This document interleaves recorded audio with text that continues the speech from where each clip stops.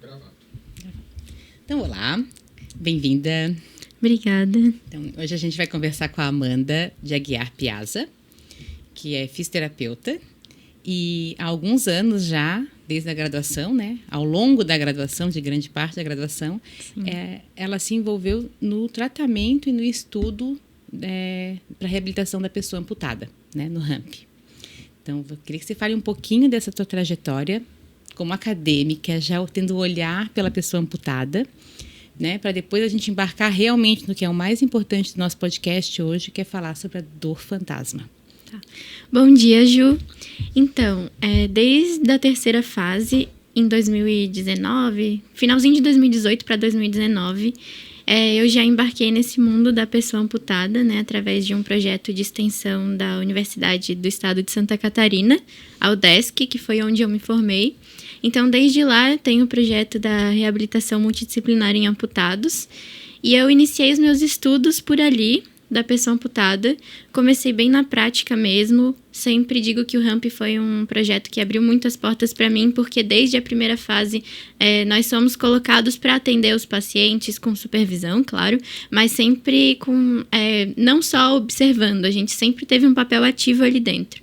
Então isso foi muito importante para o meu crescimento, tanto profissional como pessoal dentro da faculdade. E isso começou a me despertar maior ainda o interesse na reabilitação da pessoa amputada. Só que nessa época, eu ainda ficava muito na parte de atendimento mesmo, não sabia muito bem o que era dor fantasma, sabia apenas o básico, mas as orientações que a gente tinha ainda também não eram tão grandes para essa parte, né? O projeto ainda não tinha um foco tão grande, acho que também pela dificuldade em abranger os alunos nessa parte. Mas, enfim, eu sempre fiquei lá, depois consegui a minha bolsa no projeto, em 2020, e fiquei 4 anos e meio, fiquei praticamente a minha graduação inteira. Hoje em dia, eu me formei em agosto do ano passado, né? E aí, hoje em dia, eu sou mestranda. Esqueci de falar, era mestranda já. Desculpa, Amanda. E agora, eu sou mestranda da UDESC também, e agora eu fico na parte de supervisão do projeto, né? E aí também, durante esse período, surgiu a ideia de fazer o TCC sobre dor fantasma. A ideia veio muito da professora Soraya e de você também. Uhum. Vieram me convidar eu e uma outra colega minha, a Mabile. Meio que eu fui de surpresa, aceitei sem saber muito bem onde eu estava me metendo, mas foi uma oportunidade muito boa para mim. Hoje em dia eu sou muito grata por isso, porque o mundo da dor fantasma é um mundo fantástico e muito pouco explorado, só que ele é muito importante, né? É uma das queixas maiores dos nossos pacientes, assim, no começo, na fase de recém-amputação, e era algo que a gente ainda não acolhia tão bem assim. Isso mesmo, até para contextualizar, assim, né? Porque a Soraya, a gente estudou juntas na faculdade, no mestrado, né? E a Soraya, ela fez a formação dela na pessoa amputada e eu fiz a minha formação em dor.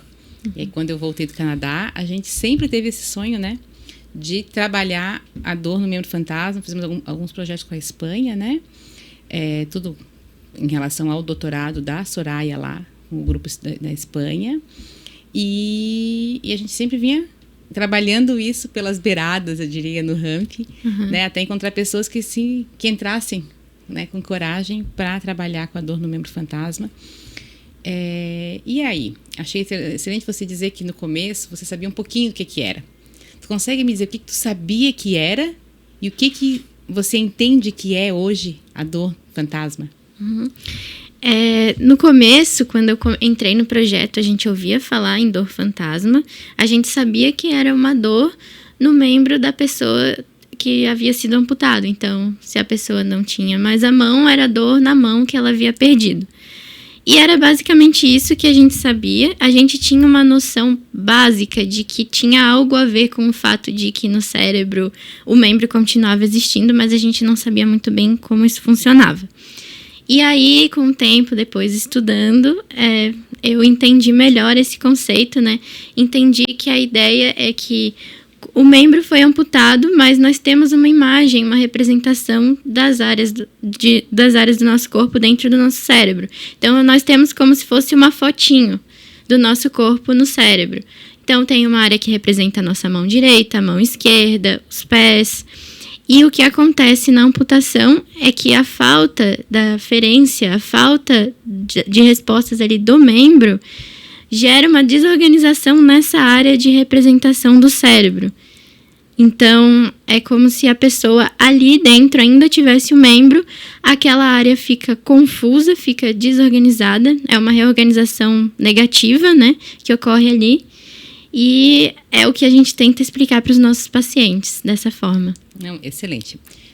Porque é justamente isso, né? A gente pensa, eu tirei meu braço, então como é que eu posso sentir dor nesse braço? Uhum. É que na realidade a gente só tirou o braço na parte física, né? A gente amputou ele aqui, mas tem que entender que tudo que tinha aqui era um monte de nervinho, músculos, e tudo isso aqui é controlado pelo cérebro, né? Então, como você falou, as aferências, né? É a informação que o braço, que a minha mão recebe, meu braço recebe e comunica o meu cérebro, tem alguém te tocando, tá calor, tá frio. E quando você perde essa informação vinda desse segmento, é exatamente o que você contou, né? Que o cérebro ele tem que se reorganizar e ele fica meio que desesperado procurando onde está aquela mão que não está me avisando se está frio ou está calor, enquanto que o braço está, né? E isso causa uma dor fantasma. É interessante porque vocês dentro do grupo, do RAMP, já desde o começo entendiam que era alguma coisa que existia. Porque Sim. O que a gente vê trabalhando em hospital, né? Eu já trabalhei em hospital e vendo pessoas recém-amputadas, e o que a gente vê da equipe multidisciplinar é que há uma crença de que é falso, que tem que, esquece esse braço, já não tens mais, tem uma tendência a negar que a pessoa tem essa sensação do membro fantasma e a dor no membro fantasma. E acho lindo que vocês já, no trabalho com a Soraya, a gente já conseguiu que os alunos já começassem no projeto sabendo que ela existe. Sim. Né? Mas você consegue comentar um pouquinho para mim essa questão? E até como é que o fato da equipe, na fase aguda, recém-amputada, uma equipe de assistência hospitalar, se ela não está bem preparada e ela nega essa sensação fantasma e essa dor fantasma, isso seria bom ou ruim na evolução, né, no prognóstico desse paciente? Seria ruim. Eu vou até falar um pouco sobre a minha experiência com os pacientes. Era uma das perguntas que eu fazia no começo, na avaliação dos pacientes, se o paciente acreditava que aquela dor existia mesmo ou se ela era uma dor psicológica. E a maioria dos pacientes acredita que, no começo, que é uma dor psicológica, uma dor emocional, e até eles sentem que um desamparo da família, não só da equipe de saúde, como da família também.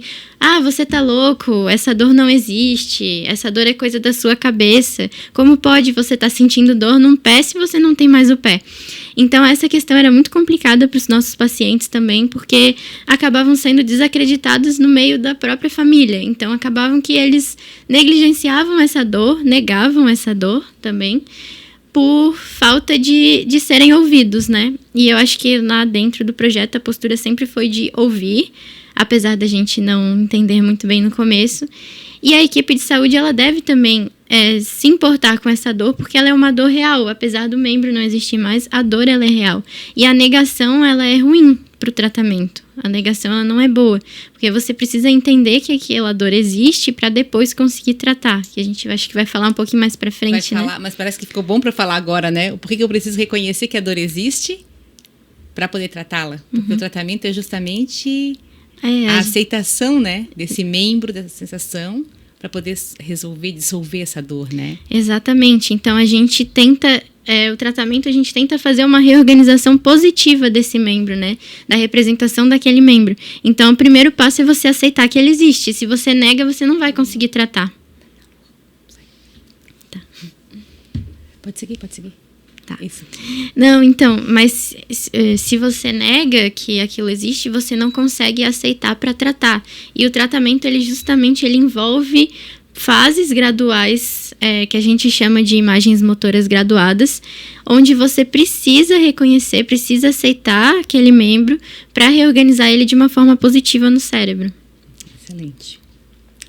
Ficou linda a sua fala, mas se a gente for, claro, para um profissional a gente consegue explicar melhor. Eu queria que você explicasse isso para um paciente ou para a família. Tá. Porque aí a gente consegue dizer para eles o porquê que é tão importante não negar essa dor e o aceitar e o encontrar onde anda esse segmento que foi amputado, né? Por onde ele passeia no cérebro, no córtex. Tá bom. Então, é importante a gente tratar e a gente aceitar essa dor fantasma, aceitar que não é uma coisa da sua cabeça, não é uma coisa da cabeça do seu familiar, porque nós precisamos, é como se a gente tivesse uma fotinho toda bagunçada do nosso membro. Tem até aqui uma, Isso, pode usar se uma quiser. mãozinha, deixa eu usar. Deixa tu usar, eu não usei ela ainda, pode usar. Tá, então, Tu explica. não sei se, acho que aqui pega, deixa eu tirar aqui. Então, Aqui, aqui é como se tem a imagem da mão. Essa é a fotinho que a gente tem da mão lá no cérebro. Então, o que acontece? Com essa desorganização, essa falta de estímulos, falta de saber se está quente, se está frio, porque não existe mais o membro físico, o que acontece no cérebro? Ele vai tentar buscar alguma informação, ele vai tentar achar alguma forma de suprir aquilo. Então, ele começa a se desorganizar, a tentar invadir outras áreas do cérebro, a distorcer essa mão de uma forma que ela fique diferente da imagem que a gente conhece, da imagem que a gente tem da nossa mão mesmo. Então, aquela área ela fica toda bagunçada. E o tratamento para dor fantasma, o que ele pretende? Ele pretende, depois, organizar isso e deixar aquela área organizada novamente. A minha mão não ficou muito boa. Mas, ó, de deixar aquela área organizada novamente. Então, se você nega que isso existe, se você não acredita nessa dor, você não consegue fazer isso, não consegue deixar essa imagem bonitinha isso, de novo. E entender assim, que quanto mais a gente negar essa imagem da mão, mais áreas eu vou ter que chamar no cérebro para me convencer daquela negação. Sim. Então, quanto mais a gente negar realmente isso, pior fica para tratar e para aliviar essa dor no membro fantasma. Vai ficando cada vez mais difícil, né? Cada vez mais difícil, porque cada vez mais áreas do córtex, né, do cérebro, pensem que cada pontinho desse aqui é como se fosse um nervinho, um neurôniozinho lá, uma conexãozinha lá no cérebro. Então, quanto mais a gente chamar, né, quanto mais bagunçado ficar assim essa mão, ó, mais complicado vai ser da gente relocalizar quais que realmente fazem parte daquela mão. E é quando a gente consegue realmente sobrepor a percepção cortical lá no cérebro, como é que quando eu fecho os olhos, como é que eu sinto a minha mão, como é que eu vejo a minha mão de olhos fechados, como é que eu sinto ela, né? E é quando eu consigo pegar essa projeção e colocar fisicamente a minha mão ali, eu não tenho dor. Claro que não tem fisicamente a mão ali, mas muscularmente falando, né? Quando as duas imagens se sobrepõem. Por isso que a gente recorre a um instrumento muito famoso, que é o espelho. Espelho. Até no Dr. House eles falavam do espelho. É verdade. Então, né? E fica uma coisa que é tão Dr. House, meu Deus, é tão maluco. Mas deixa contigo, Amanda. Sim, eu tive inclusive pacientes que comentavam isso. Espelho eu já conhecia, eu já fazia porque eu vi numa série, eu vi no Grey's Anatomy, eles usam. E eles usavam por conta própria em casa, assim. Pois é, e aí acha que é botar o quê, né? Parece que é simples, não é simplesmente o espelho que vai curar, né? Sim. Não. Para quem não sabe muito bem o que é o espelho, então o que a gente faz na terapia de espelhos é ocultar o membro amputado, então a gente esconde ele e coloca o espelho de uma forma que o outro membro seja refletido no outro lado, então dá a ilusão da pessoa de que ela tem os dois membros. Só que isso não deve ser feito no começo, isso deve ser feito de uma forma gradual, porque primeiro algumas pessoas não aceitam bem o espelho, emocionalmente mesmo falando, ainda às vezes é difícil você visualizar o membro que você perdeu. Segundo, que tem, para alguns casos, tem um fenômeno que a gente chama de telescopagem, que é quando a pessoa não tem a percepção do membro inteiro. Ela amputou, vamos supor, aqui acima do cotovelo, mas ela não sente o antebraço, ela sente a mão aqui já direto no cotovelo. Então, é uma percepção de que o membro é mais curto do que o outro membro, o membro íntegro. E quando a gente coloca o espelho nesses casos, pode dar alguma confusão, como o espelho, a ideia de que a gente ofereça um feedback para o cérebro, um retorno de que aquele membro está íntegro, só que não é a sensação que ela tem. A sensação que ela tem é que o membro é mais curto, então ele não corresponde à imagem do membro íntegro. E aí, quando ela olha, ela pode até ter uma ilusão de que tem um terceiro membro, e não de que aquele membro representa o membro amputado dela.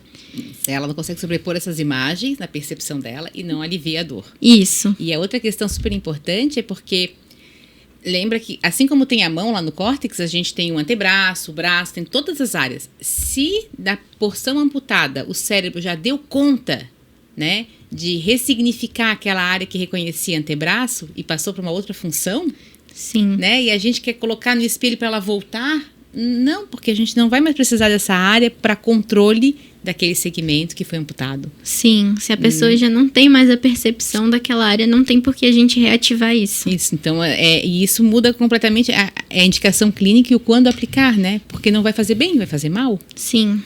Né? Não vai ajudar, assim como a gente comentou da questão de negar a dor fantasma e a sensação fantasma no começo da amputação, isso também não vai fazer bem. Né? Sim. Então, o profissional que vai atender o paciente, a pessoa que tem uma amputação, ele tem que saber bem avaliar em que fase que a pessoa está desse processo, para saber quais as terapias que ele pode colocar, né, que vão ter um bom resultado. Outra questão, você falou que não é no começo necessariamente que a gente começa com o espelho, porque ele requer que eu reconheça, né, o lado esquerdo e o lado direito. Porque muitas pessoas têm dificuldade, né? Trabalhando também com pessoas com dor com amputação e a dor e outras dores crônicas, né? Síndrome de dor regional complexa. A pessoa tem uma dificuldade no reconhecimento de lateralidade, o que quando vai para o espelho não tem efeito também, né? Sim, com certeza. Por isso que a gente tem todo um processo, né? O tratamento, ele se chama de imagens motoras graduadas porque ele tem 3 etapas, ele é gradual. Você não vai colocar o espelho na primeira fase. Você tem algumas etapas a cumprir até chegar no espelho. Isso é bem importante porque muitos pacientes querem ir direto para o espelho, aqueles que conhecem, né? Tanto que teve uma das pacientes que, enfim, a gente tratou, que começou a falar para todo mundo usar o espelho. E a gente explicou para eles, teve uma roda de conversa onde a gente explicou que não, o espelho ele precisa ter um pouco de cautela. E como você comentou, então a gente começa com a discriminação de lateralidade. A gente apresenta cartinhas para os pacientes, cartinhas mostrando mãos, se ele é amputado de membro superior, ou pés, se ele é amputado de membro inferior, pés, perna. E aí ele precisa dizer se aquele membro representa o lado direito ou o lado esquerdo. E aí ele tem pouco tempo para fazer isso, tem cerca de 5 segundos ali para responder cada imagem. E essas imagens elas vão aumentando o nível de dificuldade à medida que o paciente vai atingindo ali de 70% a 80% de acerto também. Então começam com imagens soltas, num fundo preto. Depois a gente vai adicionando contextos nessas imagens, então segurando objetos, fazendo atividades do dia a dia e até umas imagens mais abstratas também. Isso, abstratas de obras de arte, pega uma mão de Picasso, uma mão, né? Isso. Cubista, uma mão diferente para tentar reconhecer e saber qual lado que representa. Isso. Né? Excelente. E aí, quando a gente trabalha com pessoas que têm o segmento, mas que têm essa mesma alteração a nível cortical, porque isso aqui não acontece só com a pessoa amputada. Essa alteração que a gente explicou aqui no cérebro, né, de borrar e procurar, acontece, a gente sabe hoje em dia que acontece com outras condições de dores crônicas que a gente fala que são mais complexas para o tratamento. Quando a gente vai trabalhar com uma pessoa que tem um membro, mas tem uma síndrome de dor regional complexa, e eu começo a trabalhar as cartinhas de lateralidade, só pelo fato do cérebro estar procurando ali reconhecer se aquela cartinha é lado esquerdo ou lado direito, aumenta a dor da pessoa.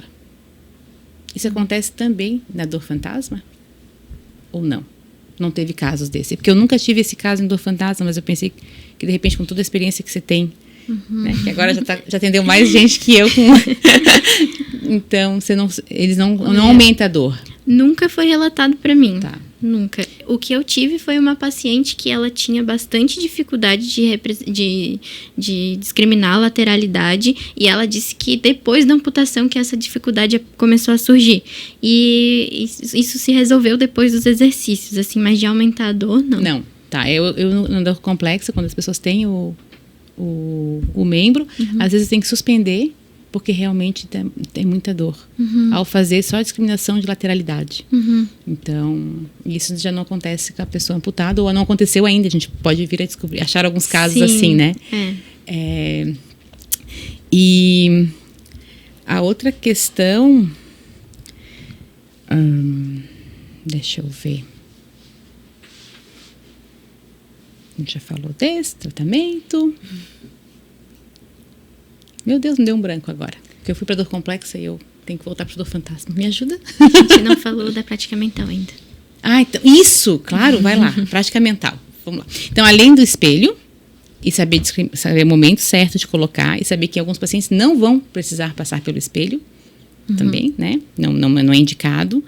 A gente tem as cartinhas que vêm até antes, né? A imagética. Na imagética também, a gente faz, às vezes, com vídeos, né? De ver o movimento, não só reconhecimento, lateralidade, mas a gente pode progredir, até acho que no teu a gente não progrediu, mas a gente pode progredir para lateralidade, indo para o abstrato, até isso aqui seria abstrato, se isso aqui é mão direita ou mão esquerda, mas também com vídeos. Qual que é a mão que está fazendo aquele movimento, sabe? Então, também dá para evoluir porque daí você coloca mais, né? Recruta ainda mais nesse córtex somatosensorial. Sim, mais componentes. Mais componentes, né? Não precisamos, não foi preciso, né? Mas acho que, pode falar da imagem, e aí tem a questão da representação desse corpo, né? Essa imagética, como é que é? Prática mental. Prática mental, Conta aí, explica pra gente qual que seria esse outro elemento importante na reabilitação da pessoa com dor no membro fantasma. Isso. Depois que o paciente ele tem uma boa discriminação de lateralidade, né? Uma boa discriminação direita e esquerda, a gente passa para uma outra etapa que ela é intermediária entre a discriminação e a terapia de espelho, nos casos em que a terapia de espelho ela pode acontecer, né? E seria a prática mental, que seria uma das partes mais importantes do tratamento.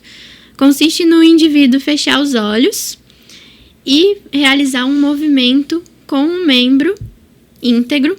Só que nesse fechar de olhos, ele precisa perceber o seu membro fantasma e tentar movimentar ele junto com o membro íntegro. Então, o indivíduo vai fazer de olhos fechados, a gente primeiro demonstra o movimento para ele. Tem alguns estudos que também usam imagens e vídeos, mostram o vídeo e aí depois o indivíduo reproduz.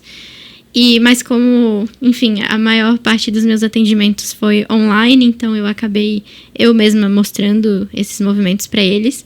E aí fecha os olhos e ele faz esses movimentos. A gente começa com movimentos um pouco mais grosseiros, assim, até chegar a movimentos com mais coordenação motora fina, mais pro final do tratamento, né? Que são movimentos um pouco mais complexos para eles. E eles realmente conseguem movimentar o membro fantasma. E tem alguns estudos que mostram que tem relação entre o quanto você consegue ter de controle motor daquele membro fantasma com a diminuição da intensidade de dor. Isso que eu ia perguntar agora, como é que isso tudo joga com a dor fantasma? A gente está falando dela, dessa dor no braço, no segmento amputado, e quando consegue movimentar, tende a reduzir a dor. Sim. Que é, de novo, quando consegue sobrepor, né, a imagem que eu tenho com o meu segmento, né, mesmo que imaginário. E aí, falando disso, porque às vezes a gente vê no paciente com dor fantasma que quando ele consegue reconstruir, né, como se for fechar os olhos e reconstruir ressignificar, encontrar onde anda esse braço fantasma, ele às vezes está torcido, né, comum na perna principalmente, né, da perna ficar meio que presa, entre aspas, mas com a representação cortical parecida com o momento do trauma, né? Sim. E então, por isso que é importante na hora de uma amputação, além de estar bem anestesiado, alinhar bem, né? Para deixar o cérebro com a percepção, a última memória daquela perna ou daquele braço, né? Numa posição mais anatômica e não torcida, né? E aí fala um pouquinho que a dor fantasma não é o braço como eu tenho ele aqui, pensando nele, né? Ele às vezes está preso numa posição. Sim, sim. E até falando sobre isso, no mundo ideal, o tratamento para dor fantasma ele já deveria acontecer antes da amputação, né? Já deveria acontecer uma preparação antes da amputação. Tem até algumas pesquisas que falam disso. Ainda não é realidade aqui no Brasil, mas seria muito importante. E quais seriam as recomendações para fazer esse tratamento pré-amputação? Então, seria, primeiro de tudo, explicar para o paciente que ele pode sentir a dor fantasma e o que é a dor fantasma.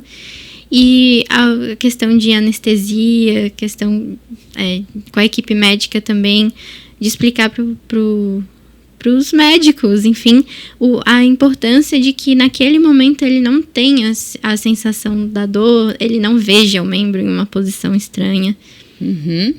Isso para que o cérebro possa reconhecer o máximo possível, né, que o membro foi embora, mas ele ficou numa posição. Parece Sim. banal, né? Mas como foi a posição que ele lembra, né? Essa última memória de como o cérebro lembra do segmento, ela faz a diferença, né? Até para... Às vezes é difícil a gente trabalhar com o paciente para ele distorcer, né? Trazer a perna de volta. Sim, é o mais difícil. E às vezes não é nem só a perna, às vezes o braço, casos em que o paciente sentia o braço em cima da barriga, isso estava interferindo na respiração, na postura, estava tendo problemas na lombar por causa disso, por causa da dor fantasma. Então, para ver que interfere realmente na vida da pessoa, não é algo psicológico, não é algo só da cabeça dela e não é algo que fica só ali no membro, às vezes interfere em outros fatores também. Isso, eu lembro desse caso da paciente, né, que antes de amputar, o braço dela ficou em cima da barriga, né? E aí ela sente o peso do braço na barriga. Imagina como é desconfortável. Além de ter dor fantasma, tu tá sentindo o peso em cima da barriga e não tira, né? Sim. E se negar para você, não existe essa mão. Não, você não pode tirar essa mão porque ela não existe. Aí cada vez mais você plastifica, né? Ensina pro cérebro que aquilo ali é aquilo ali mesmo. Sim.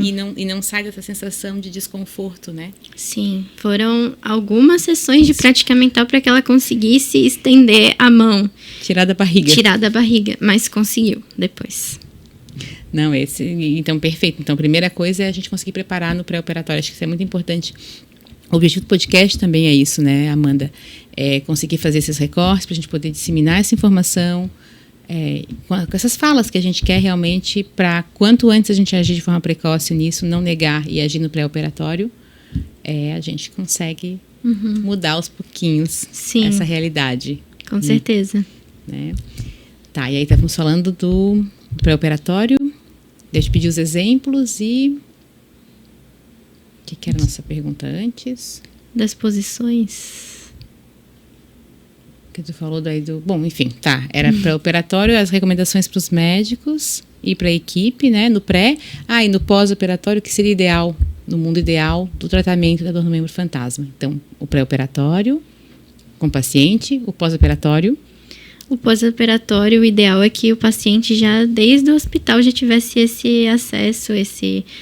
acolhimento em relação à dor fantasma, questão de perguntar, questão de fazer avaliação da intensidade e de já sair de lá sabendo que isso pode acontecer e como tratar, né? Já iniciar desde o começo. Eu tenho uma experiência com um paciente no hospital que ele foi tetraamputado, né? Ele amputou os 2 antebraços e as 2 pernas abaixo do joelho. E os 2 aqui, ele tinha um cotovelo... E eu me recordo que a gente fazia na fase aguda, né, recém, ficou um bom tempo na UTI, aí saiu, aí fizemos o tratamento, começamos, ele ficou internado mais de um mês comigo na enfermaria, e ao longo dos dias, das semanas, teve sessão que eu cheguei, que eu entrei para atendê-lo, e ele dizia, minha mão direita está doendo horrores e deve ser a dor fantasma acontecendo, mas está doendo muito, muito, com muita dor na mão direita. E aí a gente foi trabalhando e eu só tinha o coto do antebraço, né, para tocar, porque não tem a mão. Sim. E aí eu me recordo, assim, da gente estar trabalhando toda essa questão da percepção mental, né, da reconstrução mental, porque não tinha nem como usar espelho, né? Sim. Não era nem o momento, mas também não tinha como usar o espelho. Sim. Porque nós não tínhamos o lado contralateral. Então eu só podia recorrer realmente à imagem e à percepção dele. E ao longo da sessão, de repente, assim, eu senti o antebraço amolecer na minha mão. Assim, ele relaxou a musculatura do antebraço. E aí ele me olhou e falou, a mão abriu. E aí eu senti. A esposa nos olhou assim, vocês estão os 2 malucos. Mas foi assim, e é isso, a mão tá fechada, meu braço tá aqui ativado junto. Quando o meu córtex aceita que a minha mão vai abrir, sim, ele relaxa. E na amputação, o trauma, ele estava segurando uns cabos de energia. Sim. Então ele estava, né? Então realmente a posição dele que mais doía e era mais a mão direita.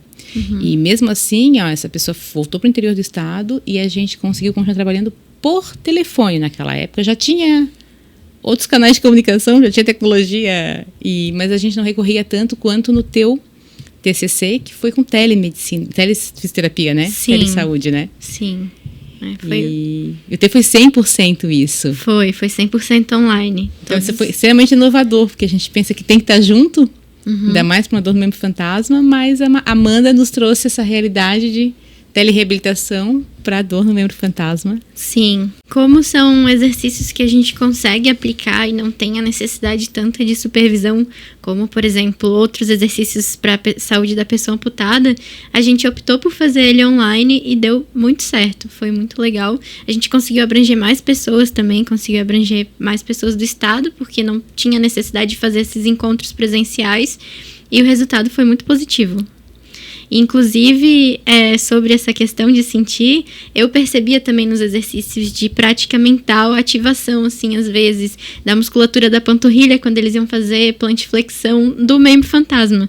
Então, isso é muito interessante, porque a gente consegue ver realmente o que está acontecendo ali, consegue ver que o paciente realmente está conseguindo movimentar aquele membro fantasma. Consegue ver que está conectado, que está aquela área cortical, porque a gente quer trabalhar lá no córtex, a gente não quer trabalhar mais no segmento, na periferia, Sim. né? E, na realidade, quanto mais a gente vai avançando nos estudos de dores não agudas, mas dores crônicas, mais a gente vai para essa representação cortical. É lá que a gente tem que trabalhar. Sim. Né? O dor no membro fantasma é o nosso caso mais impactante, eu diria. E, inclusive, de certa forma, foi pelos estudos de Miyazaki com os pacientes com dor fantasma que não justificava, não se encaixavam, a dor no membro fantasma não se encaixava nas teorias anteriores de dor, porque sempre precisava ter uma informação da periferia. Sim. Como é que eu vou ter dor se eu não tenho uma informação, como você falou da aferência ali, né? O input, a entrada, não tem informação desse segmento. Como é que eu vou conseguir ter dor se eu não tenho ela? E aí foi daí que Miyazaki, né, em 99, propôs a teoria da neuromatriz, né, cortical, e aí porque está aqui. Sim. Né? E aí está aqui para as dores crônicas, não exclusivamente só para a dor no membro fantasma, mas ela é realmente a mais impactante que a gente tem, né? E se já é difícil quem tem os segmentos, a pessoa dizer que é uma dor invisível, imagina quando o membro é invisível. Sim, é muito complicado. E às vezes as pessoas me perguntam também, como que tu trata isso se tu não tá vendo? Tu não vê a queixa do paciente, tu não vê se a mão tá realmente daquele jeito. E é assim, é invisível mesmo. É invisível mesmo, não tá mais ali, mas ele sente. Ele sente. E ele movimenta. E a gente consegue provar que ele movimenta pela cadeia muscular que faz aquele movimento. Sim. Né? Inclusive, eu tenho pacientes que eles mesmos, depois do protocolo, começaram a adotar a estratégia. Sentia dor, movimentava. Isso mesmo que eu queria falar contigo. Porque, claro, a gente faz tratamento para uma dor, mas assim, tem que entender que foi bastante tempo, levou muito tempo para essa bagunça cortical. E não se arruma isso em uma experiência de sucesso. Né? Você faz alguma dessas práticas, né? A do espelho, a prática mental, e a pessoa consegue aliviar a dor naquele momento, mas ela pode voltar em outra situação, até porque ela ligou vários circuitos, né? Sim. E são circuitos, não é só um caminho, né? É uma malhazinha, uma teiazinha de aranha.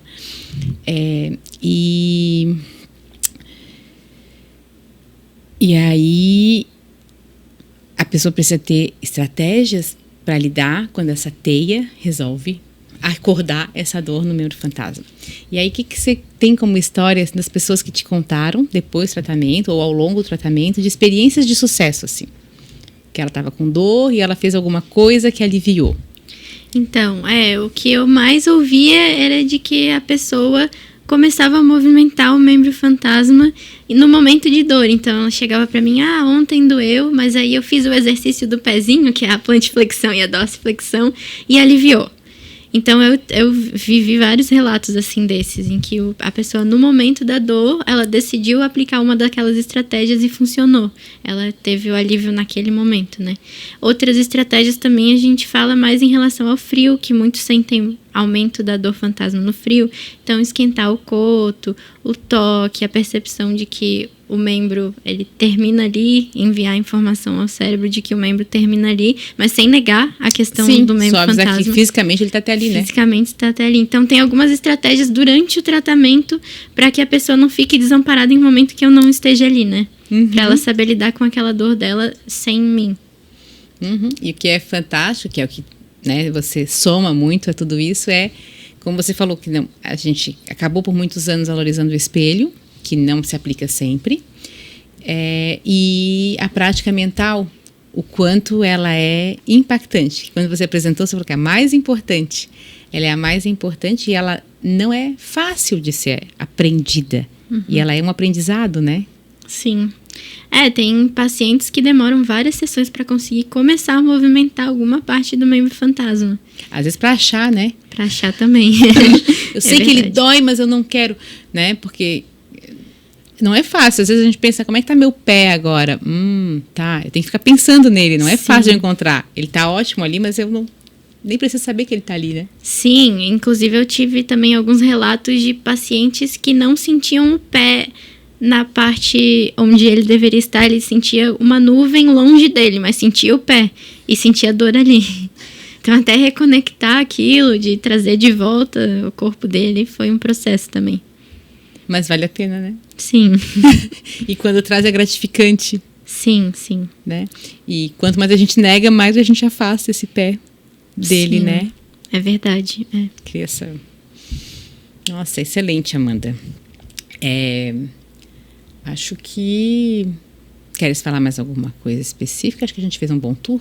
Acho que sim. Acho que só faltou ficar falando do que a pessoa pode sentir, né? Como dor. Isso. Como é que essa dor fantasma, a gente realmente... Eu estava até no meu negócio. Como é que é? Quais são as características? Porque só falei da posição, né? Isso. Então, explica um pouquinho como é que é a dor fantasma na percepção dela, né? Como é que a pessoa sente isso? Ela pode sentir como esmagamento, como queimação, como agulhada, como pontada, como facada. A gente tem o questionário McGill, né, que tem todos esses descritores e o indivíduo, ele vai... Acho que você já fez um vídeo sobre isso. Mas ele vai pontuando aqueles que se parecem com a dor que ele sente. Então, a gente ouvia principalmente facada, queimação, muita queimação, aperto, o esmagamento. Eram os que mais apareciam, agulhadas, o formigamento também. Alguns indivíduos consideram que esse formigamento ele é doloroso, ele é dor fantasma, mas outros indivíduos consideram que é só uma sensação, mas que não chega a ser incômoda a ele, só formiga. Aproveitando o gancho, diferencia um pouquinho o que é a sensação da dor fantasma. A sensação fantasma, ela é a percepção de que o membro está ali, até a percepção de que você consegue movimentar o membro, só que isso não gera dor. Isso é apenas uma sensação de que ele está ali, de que o membro existe e está presente. Mas a dor fantasma é quando isso gera estímulos dolorosos. Então, a pessoa ela realmente sofre com isso, tem impacto na qualidade de vida dela. Então, dói, são sensações desagradáveis. E na sensação fantasma, não necessariamente elas são desagradáveis, elas só existem. E de certa forma, é um pouco especulativo o que eu vou dizer, mas é o que está me conduzindo a nossa conversa também, a uma reflexão que, de certa forma, a sensação fantasma é quando eu tenho um pouco de controle do que eu estou sentindo ali, né? E quando eu estou na dor fantasma, eu não tenho mais a percepção do controle, né? Sim. Porque como você comentou, quando consegue movimentar, para mim movimentar eu tenho que saber onde é que ele está e controlá-lo. Sim, com certeza. Né? Então, de certa forma... E já tem estudos que mostram, né, como eu falei antes, que o controle motor, ele reduz a intensidade da dor fantasma. Então, tem vários relatos de pacientes que falam, não dói mais, mas eu sinto que tá aqui. E eles ainda falam, consigo sentir agora. E tem algo, né, que com a professora Soraya, que a gente, lá... 2010, 2012, a gente verificava que a incidência de dor fantasma ela era maior na Espanha do que nos nossos registros aqui que a gente tinha no Brasil. Tem uma questão também de acesso às vezes, né? Eles estão bem organizados lá, mas tem uma questão também talvez da reabilitação. E aí nas nossas evoluções de estudos, né? A gente começou a perceber que talvez o fato de iniciar a reabilitação precoce pudesse ser um fator de proteção ao surgimento, ao agravamento da dor fantasma. Então, quanto antes eu protetizar, por exemplo, Sim. um membro inferior, né, para a pessoa poder caminhar, essa perna ela tem que ter o controle motor para poder fazer a troca de passos. Então, quanto mais precoce eu for, mais fácil eu ajudo o córtex a controlar. Nesse caso é a prótese, mas é com o auxílio da coxa ou do joelho, do segmento que ficou. Sim. Então você integra aquele segmento à função. Sim, e até o feedback visual, né? De você ver que a prótese tá ali, de que ela similar ao teu membro que Quando foi bota perdido. uma calça, pelo menos, né? Isso, a calça. Porque sem a calça, às Sem vezes, calça, daí- traumatiza um pouquinho, né? Sim. Mas, então, assim, a gente realmente ficava observando o que justificaria, né, um ter ou não. E tem bastante coisa para fazer e é algo altamente incapacitante.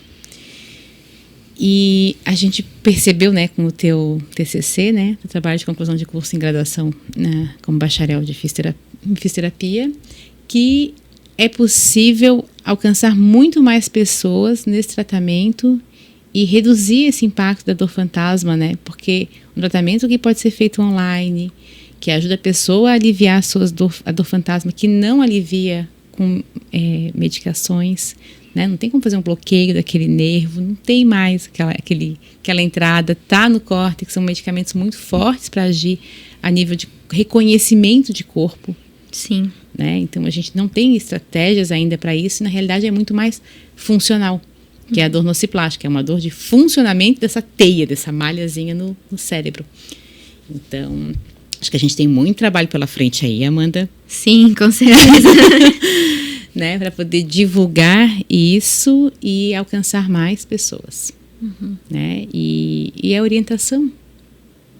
Né? É uma dor que precisa de muita orientação para que o prognóstico, o tratamento não seja tão traumático, tão desesperador. Porque os relatos são desesperadores, né? Sim, são. E também uma conscientização da família, né? Para que ajude nesse tratamento e não negue a dor da pessoa. Com certeza. Acho que para todas as dores, mas a dor Sim. fantasma, que é invisível, a dor e o segmento. Sim. Eu acho que é mais difícil ainda. Então eu vou te agradecer. A gente vai se ver no meeting, né? Sim. Hoje à tarde. Não, amanhã de manhã. Amanhã de manhã. Isso. E eu não sei se tem algum recado final que você queira deixar para a família, para os fisioterapeutas, para os pacientes, para a equipe que atende o paciente. Acho que pode deixar um recado para cada um.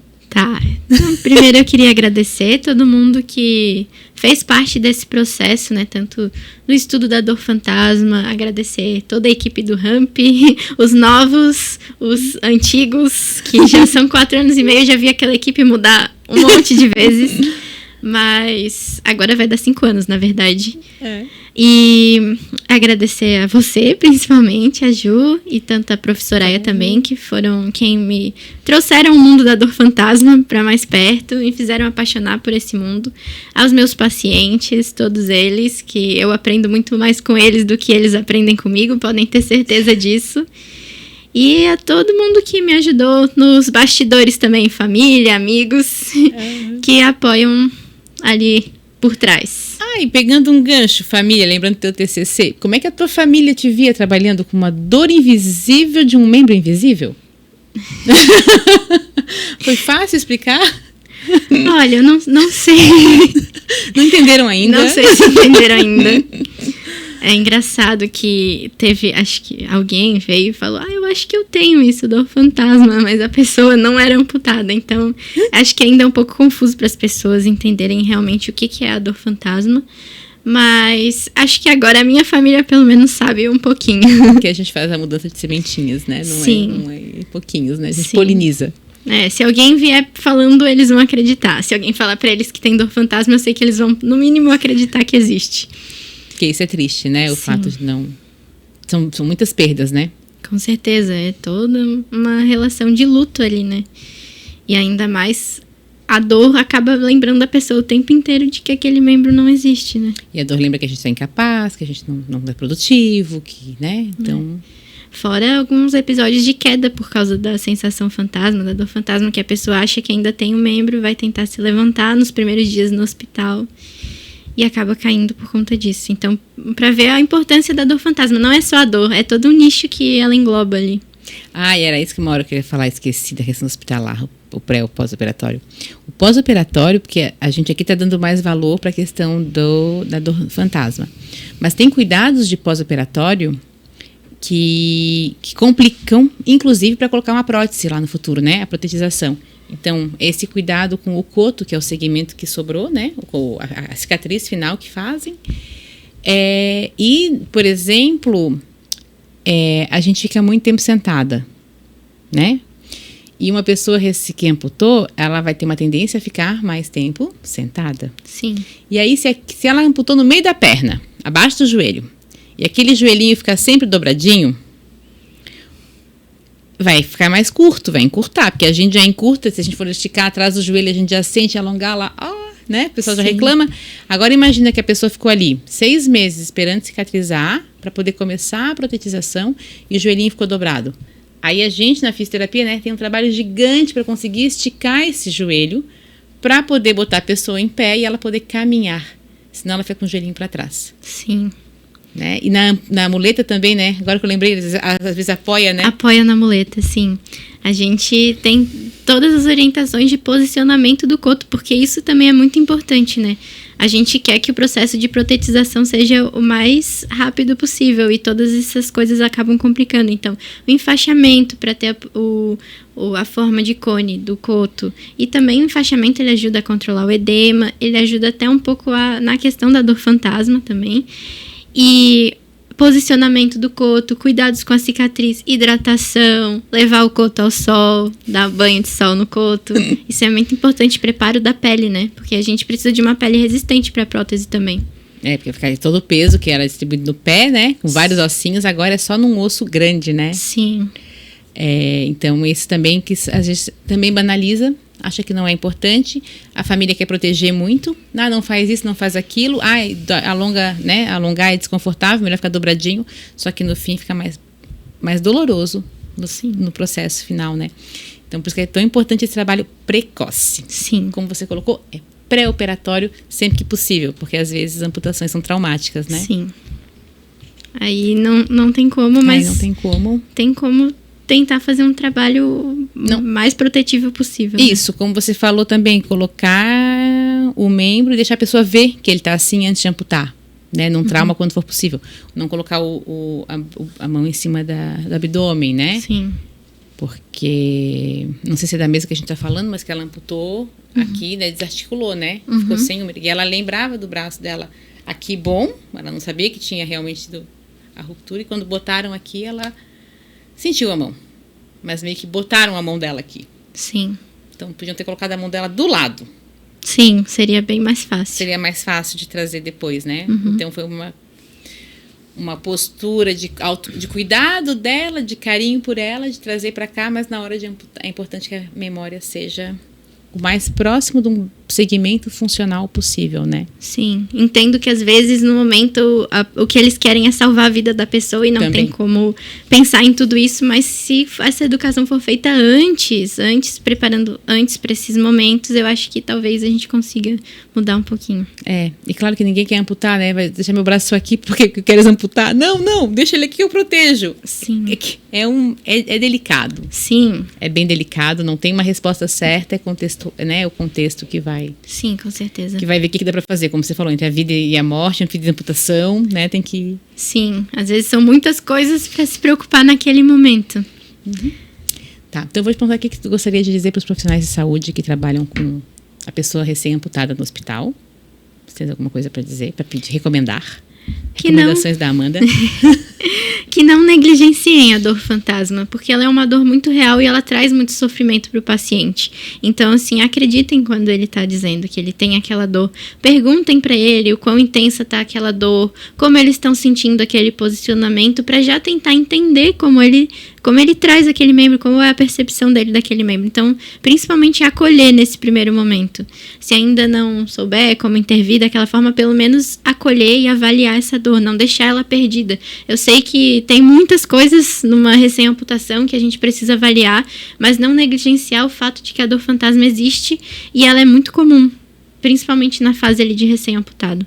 Isso. E aí eu vou complementar em relação à própria família. Quanto mais um profissional da área da saúde que entra para avaliar o paciente no leito, né, internado, ele der valor e importância para a dor fantasma, mais fácil será a aceitação da família de que aquilo ali existe. Porque é difícil para a família se posicionar também a favor do paciente e lutar contra um profissional da saúde que acha que não, é só esquecer que passa. Não é só esquecer que passa, porque ninguém amputou o reconhecimento cortical lá lá em cima, no córtex, e também não vale a pena amputar. Não funciona, a gente já sabe que não dá certo. Então, a solução é acreditar na dor. E quanto mais a equipe, né, e a gente consegue mostrar para o paciente o quão real é essa dor, mais fácil para ele lidar com isso, e a família também. Sim, com certeza. Porque não é jogar na família que ela tem que aceitar, se os profissionais não aceitam. Não aceitam, claro, com certeza. Se tivesse diálogo, se tivesse esse entendimento e a explicação, eles vão entender o porquê que aquela dor existe. Tudo com educação e saúde fica mais fácil, né? Isso aí. Ai, muito obrigada, Amanda. Adorei nossa conversa. Eu também. Obrigada. Então, aqui fechou nós duas. Fechou.